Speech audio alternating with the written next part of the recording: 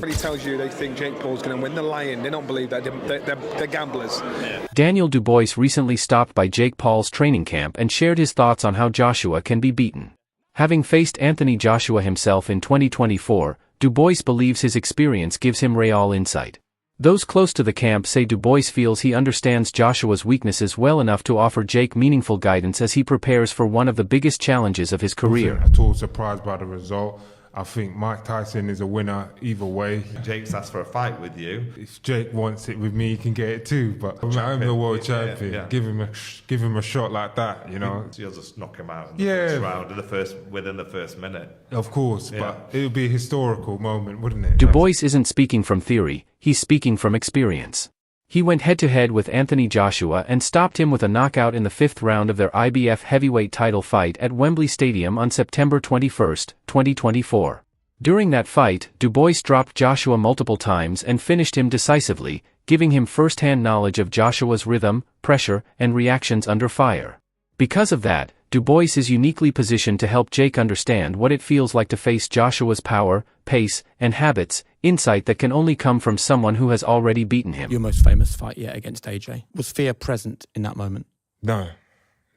How can it not be? You're about to fight in front of 80,000 people against a celebrated heavyweight champion. Yeah, well, it just wasn't. It wasn't in the equation, you know. I'm not even overthinking it like that.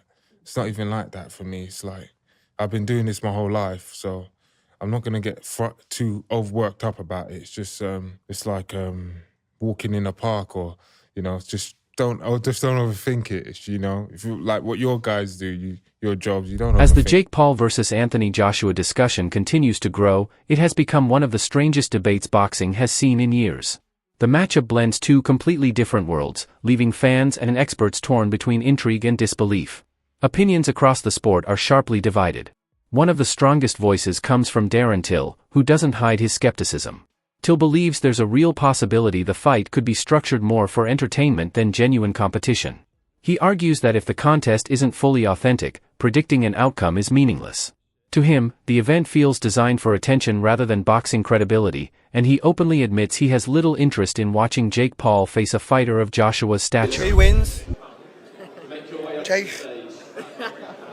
Do you think he can hurt him? I know it's a ridiculous thing to say, but in Jake's mind, he's coming off a knockout loss to Dubois. Is it possible that Jake does better than people expect? Do you think it's going to be a round one stoppage? That's what I'm asking you for AJ. Like, do you think it could be going any other way?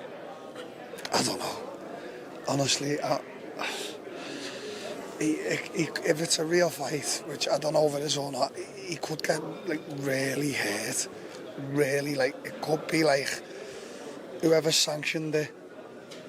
Let's hope if something bad does happen, let's hope you can sleep at night. So let's say, innit?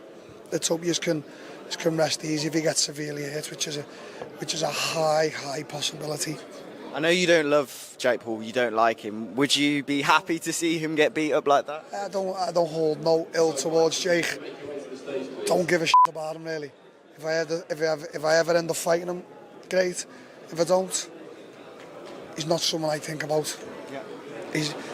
He's clever and he's made a lot of money, but he's you know, it's a bit of an embarrassment at times, isn't he? Who the f*** am I to talk While to? Till speaks from frustration rooted in competitive integrity, a different perspective comes from Simon Jordan, Spencer Oliver, and Angel Fernandez. They view the situation through a strategic and business-focused lens. Rather than dismissing the fight outright, they argue that Jake Paul wouldn't accept such a dangerous matchup without a plan. In their view, Jake likely believes he has some advantage, whether it's a condition, structure, or insight the public doesn't fully see. They suggest this move fits into a larger long-term strategy and that Jake isn't walking in blindly. If he were, the outcome would already be obvious. Their belief is that Jake enters this fight with calculated confidence, not reckless ambition. Because it's not going to be.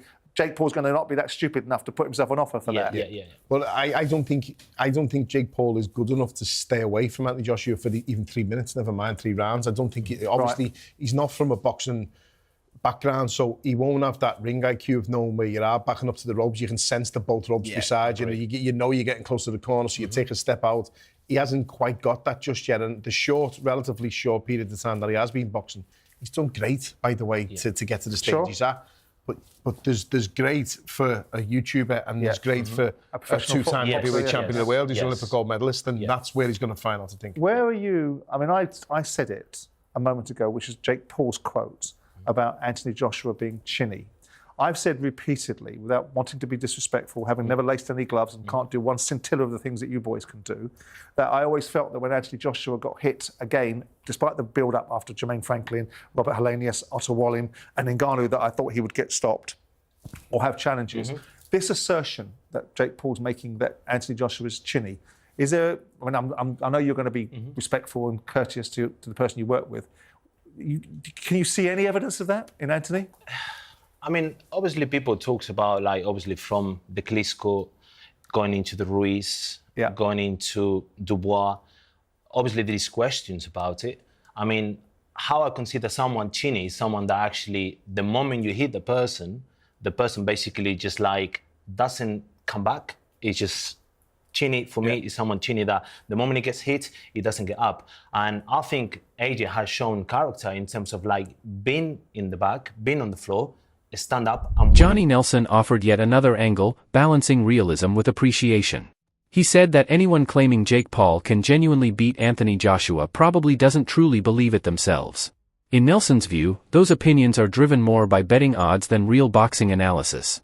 He sees no realistic path for Jake to compete with someone who has spent years facing elite heavyweight competition. That said, Nelson also gave Jake credit where it's due. He acknowledged that Jake Paul has helped bring renewed attention to boxing, especially among younger fans. While the matchup itself may feel hard to believe, Nelson appreciates that Jake has injected energy into a sport that was struggling to capture mainstream interest. Anthony Joshua, again, it's an opportunity for Anthony Joshua to wait. Well, he's given him 60 million reasons to fight him, so it doesn't matter what anybody says, nobody's going to turn it down. Nobody will turn it down. And my only worry is Anthony Joshua goes in there and thinks it's just so easy. And it's very hard to lift yourself against somebody you know shouldn't be even in your shop.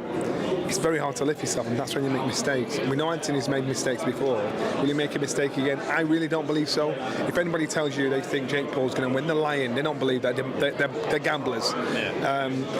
So it's like it's just one of those things. But you know, they've built it right. Everybody will be watching it. So you've got to commend Jake Paul. You've got to respect Jake Paul because this is because of him. You know, you look at the noise that's there. It's like it's people that aren't even interested in boxing and watch this. So Jake Paul's mindset in regards to how he promotes himself should be a big lesson for young guys like this that are on this boat. For young fighters coming through, be your own promoter, push yourself, make it that the promoters need you more than you need them. So you're selling that 5,000 tickets each time it says you're fighting, your name's on a poster. So that I commend Jake Paul. And I also commend him for his bravery because in reality he should get absolutely battered in reality. And that's what AJ should do. We shouldn't knock him out. We should torture him round after round. Hit him, hurt him, pull off. Hit him, hurt him, pull off. Let him learn the harsh lessons. You get knocked out, it's over, it's done. You know, but if you hit and you beat up and thinking, wow, then you understand your level. That's what AJ needs to do.